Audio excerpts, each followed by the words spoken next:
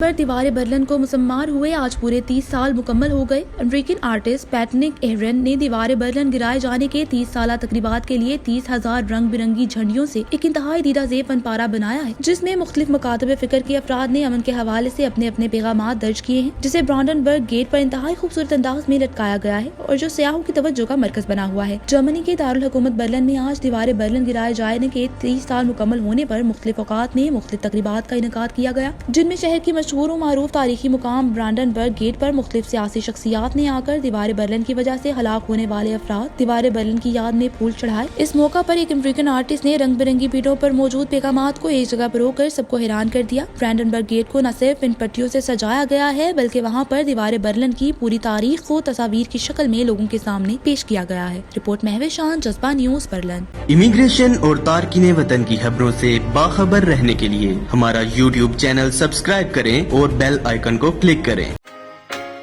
کسی سے رابطے میں رہنا ہو یا پھر چاہیے ہو موبائل انٹرنیٹ، تازہ موبائل کی لاجواب رمضان آفر سے آپ کو ملے ہر چیز سپر ایکسٹرا۔ 6 یورو کے ڈیٹا کارڈ پر حاصل کریں 11 GB موبائل انٹرنیٹ، تمام نیٹ ورکس کے لیے 1000 کال منٹس اور 3000 تازہ ٹو تازہ کال منٹس۔ آفر ایسی جو اور کہیں نہ ملے۔ تازہ mobile network of life.